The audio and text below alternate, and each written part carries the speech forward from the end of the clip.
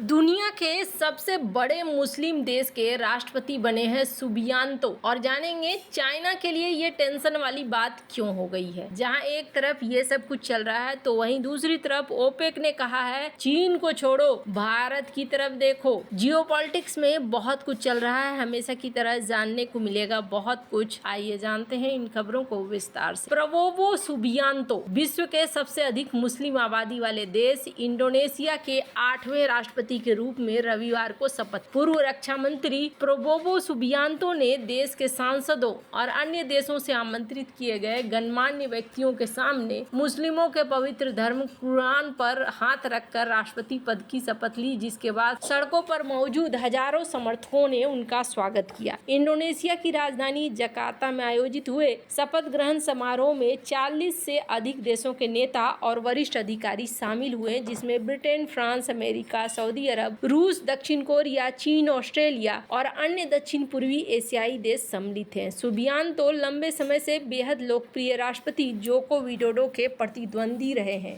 Subianto ने इससे पहले 2 बार 2014-2019 में उनके खिलाफ राष्ट्रपति पद का चुनाव लड़ा, लेकिन दोनों ही मौकों पर जोको विडोडो को हराने में नाकाम रहे थे। हालांकि विडोडो ने पुनः राष्ट्रपति बनने के बाद सुबियांतो को रक्षा प्रमुख नियुक्त किया था। सुबियांतो के साथ साथ देश के नए उपराष्ट्रपति जिब्रान राका बुमिंग राका ने भी शपथ लिया। वह सुरकार्तो के मेयर रह चुके हैं। सुबियांतो के बेटे को उपराष्ट्रपति पद का उम्मीदवार चुना है। प्रबोवो सुबियांतो ने राष्ट्रपति पद के चुनाव प्रचार अभियान के दौरान कई अरब डॉलर की लागत से बने राजधानी शहर का निर्माण करने, घरेलू उद्योगों को बढ़ावा देने के लिए कच्चे माल के निर्यात पर अंकुश लगाने जैसे प्रमुख नीतियों को जारी रखने का वादा किया है। विडोडो द्वारा समर्थन किए जाने और नीतियों को जारी रखने के वादे के बूते फरवरी के प्रत्यक्ष राष्ट्रपति चुनाव में सुबियांतो ने भारी जीत हासिल करी। इस तरह उन्होंने इंडोनेशिया के सैन्य तानाशाही के काले दिनों के दौरान मानवाधिकारों के हनन के आरोपी एक पूर्व जनरल से लेकर राष्ट्रपति बनने का सफर तय किया। हालांकि चाइना इनसे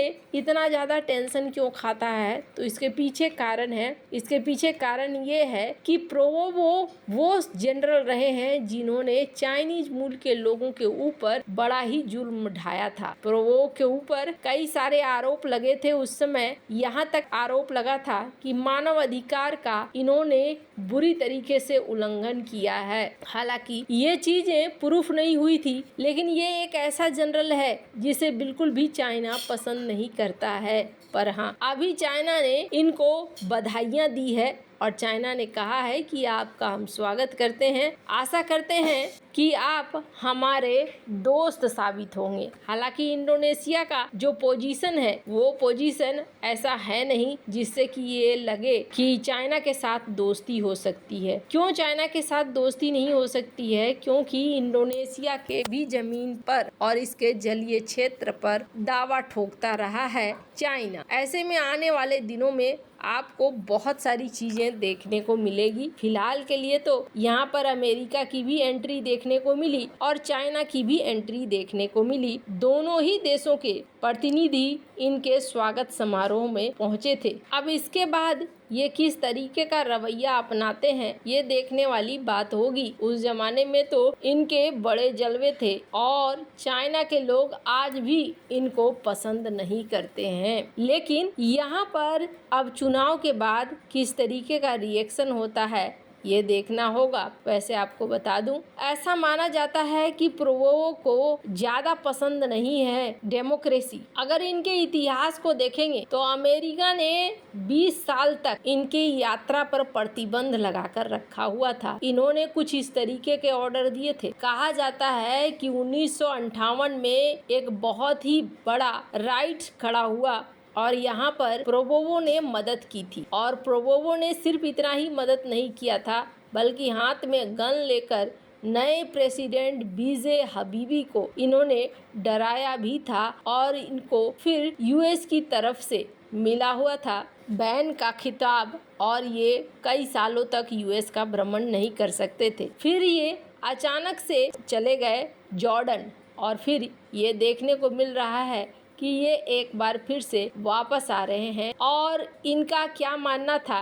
इनका मानना था कि डेमोक्रेसी जो होता है ना, बहुत ही थकाने वाला होता है, बहुत कॉस्टली होता है, बहुत मेसी होता है। हालांकि अब देखना होगा कि ये किस तरीके से खुश रहते हैं, खुश रखते हैं अपने देशवासियों को, क्योंकि बहुत ही ज्यादा महत्वपूर्ण होगा इनका चाइना के साथ रिलेशन। चाइना के साथ रिलेशन में ये क्या कुछ करते हैं, ये देखने वाली बात होगी। हालांकि प्रोबोबो ने कहा था कि देखिए, हम नॉन अलाइनमेंट वाली स्थिति रखेंगे, हम न तो चाइना की तरफ हैं और न ही हम अमेरिका की तरफ हैं, लेकिन इनकी नीतियां बहुत ही ज्यादा कड़ी होती हैं। इसीलिए माना जा रहा है कि यहाँ पर कुछ बदलाव तो देखने को जरूर मिलेंगे। जहाँ एक तरफ ये सब कुछ चल रहा है, वहीं दूसरी तरफ एक और बड़ी चीज देखने को मिल रही है, और वो बड़ी चीज ये है कि ओपेक देशों ने अब धीरे धीरे चाइना को छोड़ भारत की तरफ देखना शुरू कर दिया है। हालांकि सबसे बुरा हाल है ओपेक देशों का। ओपेक देशों का बुरा हाल इसलिए भी है क्योंकि ये देश एक समय तेल के ऊपर राज किया करते थे,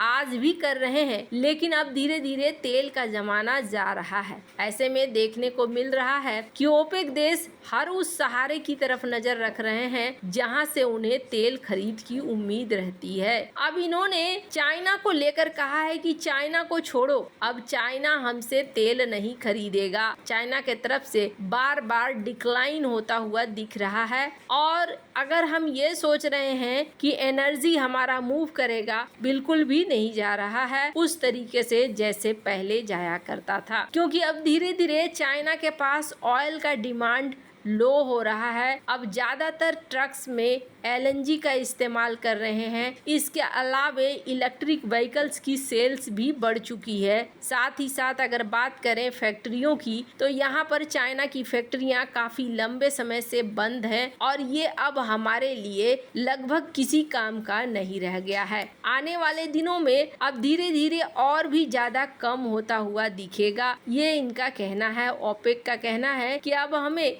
अपने तेल के लिए नए बाजार की तरफ जाना होगा, उस तरफ ध्यान देना होगा जहां से उम्मीद ज्यादा हो। और अब ये भारत की तरफ रुख कर रहे हैं। भारत को लेकर इन्होंने पिछली बार अनुमान लगाया था कि भारत का मार्केट आने वाले समय में 8 गुना तक बढ़ जाएगा, और ऐसे में भारत में पैसे लगाना, भारत में तेल के लिए खर्च करना, ये ज्यादा बढ़िया होगा। इन्होंने इस बात को लेकर अब आपस में मीटिंग्स भी करनी शुरू कर दी है कि किस तरीके से हम करें जो यहाँ पर भारत के साथ हमारा समन्वय बना रहे। अब भारत के हाथ में, दोनों हाथ में लड्डू है, एक तरफ रूस के साथ तेल का व्यापार करने का, और दूसरी तरफ ओपेक देशों के साथ। एक समय था ये ओपेक देश बहुत ज्यादा नखरे दिखाते थे, लेकिन कहते हैं ना, समय बड़ा बलवान और काल बड़ो शिकारी। कुछ ऐसा ही हो रहा है इन ओपेक देशों के साथ। वैसे आपको क्या लगता है इन सब मामले में, आपकी क्या राय है, कमेंट कर जरूर बताएं। जल्द मिलते हैं अगले वीडियो में नई खबर के साथ।